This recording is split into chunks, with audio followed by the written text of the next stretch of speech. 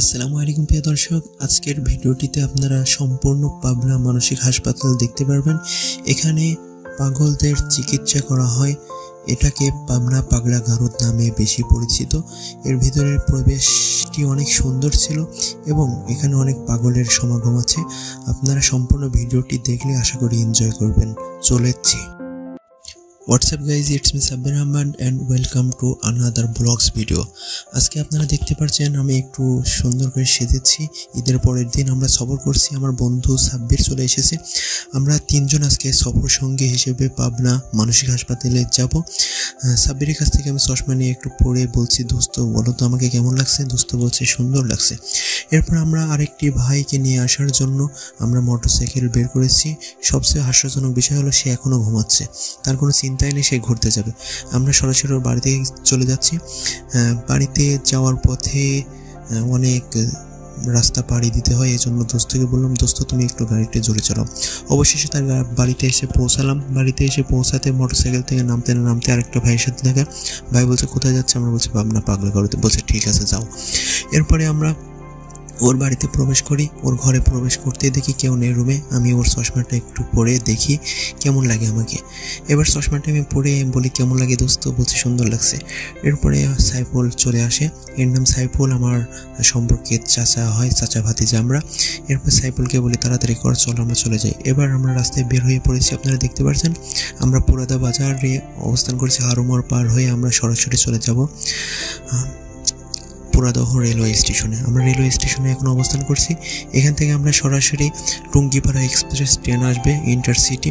এই ট্রেনে করে আমরা সরাসরি নামবো ঈশ্বরদী জংশন স্টেশনে। আপনারা দেখতে পাচ্ছেন টুঙ্গিপাড়া এক্সপ্রেস ট্রেন অবস্থান করছে পুরাদহ রেলওয়ে স্টেশনে। আমরা সরাসরি ট্রেনের মধ্যে প্রবেশ করলাম। আনুমানিক অনেক ভিড় ছিল ট্রেনের মধ্যে।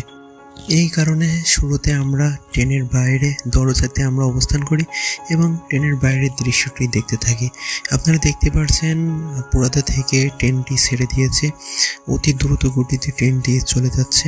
আমরা অনেক সুন্দরভাবে এনজয় করছিলাম বাইরের দৃশ্যগুলো। এভাবে ট্রেনটি ছেড়ে দিতে দিতে আমরা একটি সিট পাই। ভেড়ামারা স্টেশন ছেড়ে দিয়েছে। এরপরে আমরা দেখতে পারি ট্রেনের মধ্যে একটি চাচা ঘটি গরম বেচছে। আমরা তার কাছ থেকে ঘটি গরম কিনি। তিনটা 10 টাকা করে ঘটি গরম কিনে খাই। এরপর আমরা আবার বাইরের দৃশ্য দেখা শুরু করি। বাইরের দৃশ্য দেখতে দেখতে হঠাৎ পাকশি হার্ডিং ব্রিজ আমাদের চোখের সামনে পড়ে, যেটি ট্রেনে যেতে যেতে দেখতে দর্শনার্থীদের অনেক সুন্দর লাগবে। এবং দেখতে দেখতে আমরা দেখতে পারলাম এখানে রূপপুর পারমাণবিক বিদ্যুৎ কেন্দ্র। ওটা অনেক সুন্দর লাগছিল। পাকশি হার্ডিং ব্রিজ পার হওয়ার পরে, পাকশি স্টেশন পার হওয়ার পরে আমরা এখন অবস্থান করছি ঈশ্বরদী জংশন স্টেশন। এখানে আমরা আসার পরে আমরা খুবই চিন্তায় পড়ে যাই। আমরা এখন পাবনা মানসিক হাসপাতালে যাব কিভাবে? আমরা কেউই চিনতাম না। সাইফুলকে বললাম, সাইফুল বললো কাউকে জিজ্ঞাসা করেছে। এই চাচার কাছে জিজ্ঞাসা করলে চাচা বলে তোমরা ওইদিকে সিএনজি বাবা, সিএনজি যোগে 100 টাকা ভাড়া করে আপনারা মানসিক হাসপাতালে একবারে পৌঁছাতে পারবেন। এরপরে আমরা ওভারব্রিজ পার হয়ে আমরা সেখানে সিএনজিতে ওঠার আগে আমরা ডিসিশন নিই আমরা কিছু খাওয়া দাওয়া করবো। গাইজ, আমার প্রচুর ক্ষুধা লেগেছিলো, এই জন্য আমি কিছু খাওয়া দাওয়া করার জন্য ডিম ভাত খেয়ে নিই। এরপর আজম টি হাউস থেকে সেখান থেকে আমরা একটি করে চা খাই। এরপর আমরা সিএনজিতে উঠে পড়ি। সিএনজিতে সরাসরি মানসিক হাসপাতালে যাওয়ার জন্য আমরা সিএনজি 300 টাকা রিজার্ভ করি। এরপরে দেখি পিছনে তাকিয়ে দেখি সাব্বির সে আকারে ঘুমাচ্ছে, শুধু ঢলছে আর ঢলছে, যে বিষয়টি খুবই আমার কাছে হাস্যজনক লেগেছে। এরপরে আমরা অবশেষে অবস্থান করলাম। ফাইনালি প্রিয় দর্শক, আমরা চলে আসলাম, এটা কি রে ভুলে গেছি, ও পাবনা পাগলা গারদে আসলাম। ঠিক আছে। এরপরে আমরা হাঁটে হাঁটে পা করে পাবনা পাগলা গারদের ভেতর প্রবেশ করলাম। ভিতরে প্রবেশটি অনেক সুন্দর লাগছিল পরিবেশটি।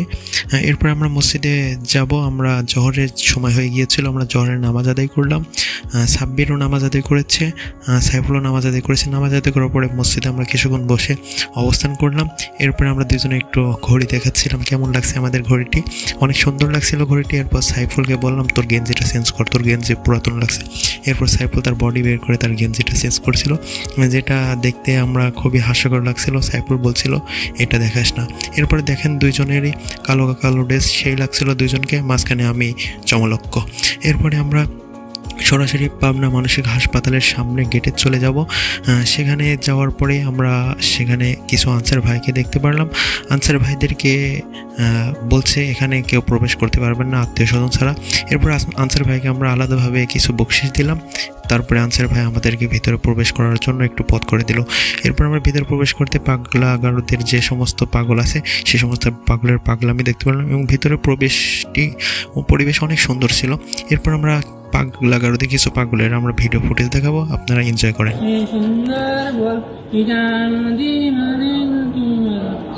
হয়ে গেল আর জানেন না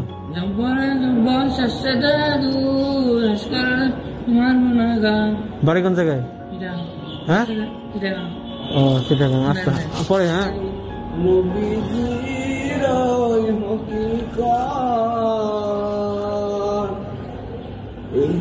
ছিল পিল্লালের মোহাব্বত মধুর স্বরে জান প্রকাশ করে কেন্দে কেন্দে নবীজির বিচারে সুন্দর গোয়েন্দা বিভাগ আপনি বলেন।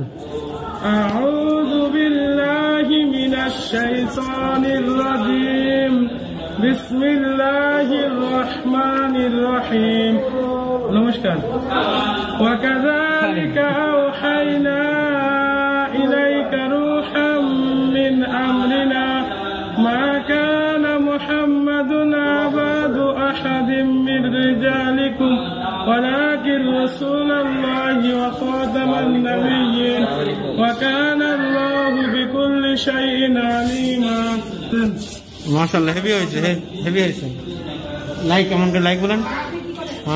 যাই হোক প্রিয় দর্শক, ভিতরে ভিডিও ফুটেজ নেওয়ার নিষেধ।